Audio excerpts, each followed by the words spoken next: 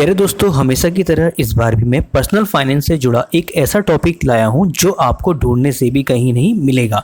जी हां, आज की वीडियो में मैं बहुत अच्छे से समझाने वाला हूं कि आखिर फाइनेंशियल फ्रीडम का एग्जैक्ट मतलब क्या होता है और कौन कौन से वो आसान तरीके हैं जिनको अपनाकर हम फाइनेंशियली फ्री हो सकते हैं।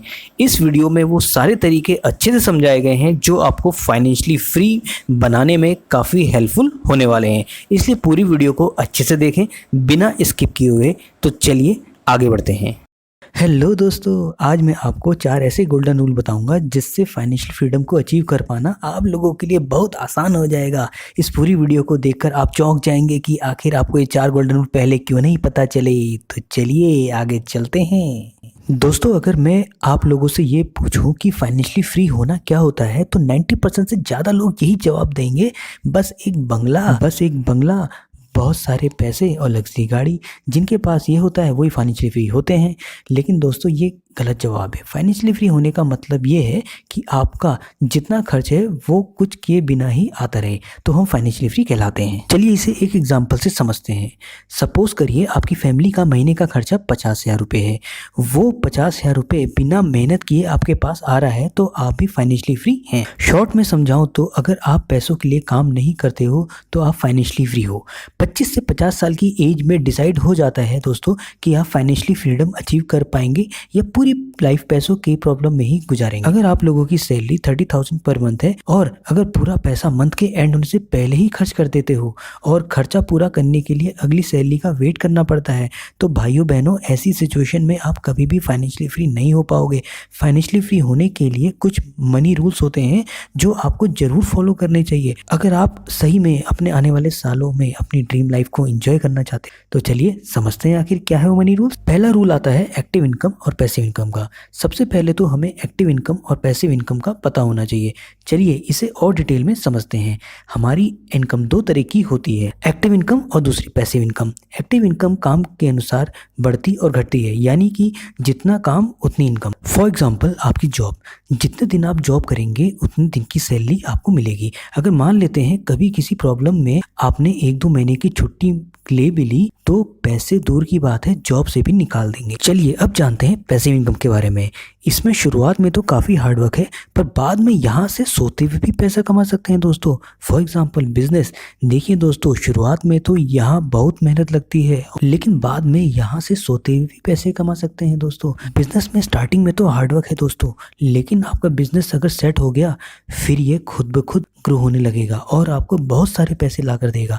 दोस्तों, आपका जितना बड़ा बिजनेस हो जाता है उसी के अकॉर्डिंग आप प्रोफेशनल लोग हायर करते हैं जो कामों को डिवाइडेड मैनर में करते हैं और यहाँ आकर आप फ्री हो जाते हैं दोस्तों। अगर आप काम नहीं कर रहे हो तब भी आपको वहाँ से इनकम जनरेट होती रहेगी, क्योंकि अब आपके काम को वहाँ पर एम्प्लॉयज कर रहे होते हैं। तो दोस्तों, अगर आप फ्यूचर में जल्दी से जल्दी फाइनेंशियली फ्री होना चाहते हैं तो आपको पैसिव इनकम सोर्स पे वर्क करना होगा। लेकिन ये पैसिव सोर्स आपकी एक्टिव इनकम सोर्स से ही होगा, क्योंकि इसमें आप तब तक काम करेंगे जब तक कुछ पैसे इकट्ठा ना हो जाए। फिर आप चाहें तो बिजनेस या इन्वेस्टमेंट में पैसिव इनकम जनरेट कर पाएंगे। इन्वेस्टमेंट कहाँ करनी है जिससे ज़्यादा से ज़्यादा आप अपने पैसों को ग्रो कर पाएँ। इसके लिए एक कंप्लीट सेपरेट वीडियो बना रखी है जिसको आप एंड स्क्रीन या फिर डिस्क्रिप्शन बॉक्स में चेक कर सकते हैं, लिंक दिया गया है।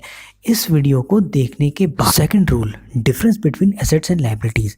इसको अगर आप आसान भाषा में समझें, एसेट्स वो चीज़ें होती हैं जो आपकी पॉकेट में पैसे लाकर देती हैं और लायबिलिटीज़ वो चीज़ें होती हैं जो आपकी जेब से पैसे निकाल कर ले जाती हैं। फॉर एग्जांपल आपकी नई जॉब लग जाए 35,000 पर मंथ, अब 6 महीने बाद आप शो ऑफ के लिए एक शानदार गाड़ी लोन पर ले आते हैं। अब लोगों को तो लगेगा कि आप बहुत बड़े रईस हो गए हैं, लेकिन ये आप ही जानते हैं कि गाड़ी की मंथली EMI 10,000 रुपये पर मंथ आपको कितनी भारी पड़ रही है और उसके बाद महीने का पेट्रोल और मेंटेनेंस अलग से चाहिए। तो अब आप ही बताइए, गाड़ी लेने से आपकी सैलरी आधी रह जाती है तो वो क्या कहलाएगी, एसेट्स या लायबिलिटीज़? जी सही सोच रहे हैं, वो लायबिलिटी होगी।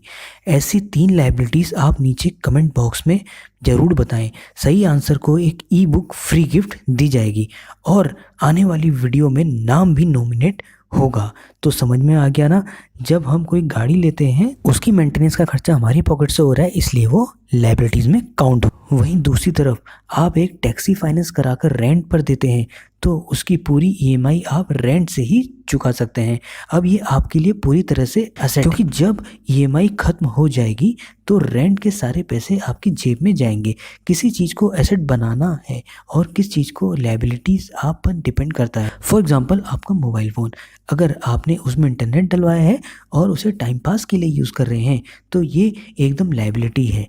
अगर आप उसकी हेल्प से कुछ स्किल सीख रहे होते हैं और ग्रो कर रहे हैं तो आपके लिए वो एसेट का काम करेगा। दोस्तों, अगर आपके एसेट ज़्यादा हैं और लायबिलिटीज़ कम तो आपके फाइनेंशियली फ्री होने के चांसेस बढ़ जाएंगे, क्योंकि ज़्यादा एसेट्स यानी ज़्यादा पैसा। Rule number 3, start investing.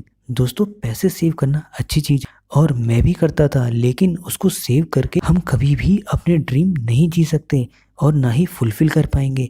ये कभी भी पॉसिबल नहीं हो सकता। फॉर एग्जाम्पल, अगर आपको एक घर बहुत पसंद आ रहा है, उसकी वैल्यू 50 लाख है, आपने 5 साल दबा के खूब मेहनत की और पैसे भी सेव किए, लेकिन जब घर खरीदने गए तो उसकी कीमत 80 लाख हो गई, क्योंकि 5 साल में उसकी वैल्यू बढ़ गई और इन्फ्लेशन की वजह से उस घर के रेट भी बढ़ गए।